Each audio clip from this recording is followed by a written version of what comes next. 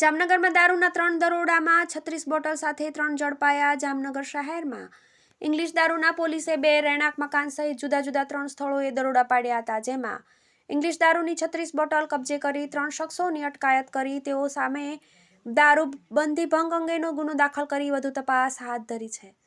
જામનગરમાં મહેબૂબ શાહ પીરની દરગાહ પાસે રહેતો કિરીટસિંહ બહાદુરસિંહ ચુડાસમા નામનો શખ્સ પોતાના મકાનમાં દારૂ છુપાવી ખાનગીમાં વેચાણ કરતો હોય તેવી બાતમીના આધારે પોલીસે દરોડો પાડ્યો હતો, જ્યાં મકાનમાંથી ઇંગ્લિશ દારૂની બોટલો મળી આવી હતી। આથી પોલીસે ₹13,440ની કિંમતની ઇંગ્લિશ દારૂની 2 ડઝન બોટલ કબજે કરી આરોપીની ધરપકડ કરી હતી। આ ઉપરાંત શહેરના દિગ્વિજય પ્લોટ શેરી નંબર 60માં આવેલ કાનાનગર આંગણવાડીની બાજુમાં રહેતો પ્રકાશ ઉર્ફે પંકજ મોરબી શીતલદાસ કલવાણીના મકાનમાં પોલીસે બાતમીના આધારે દરોડો પાડ્યો હતો, જ્યાં મકાનમાંથી ઇંગ્લિશ દારૂની 6 બોટલ મળી આવતા મુદ્દામાલ સાથે આરોપીની ધરપકડ કરી હતી।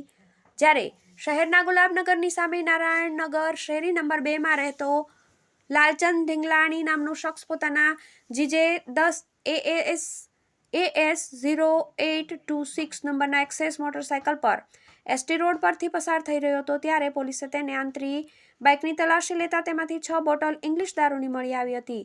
આથી પોલીસે દારૂની બાટલી, બાઇક સહિતના મુદ્દામાલ સાથે આરોપીની ધરપકડ કરી હતી। TV18 news Jamnagar.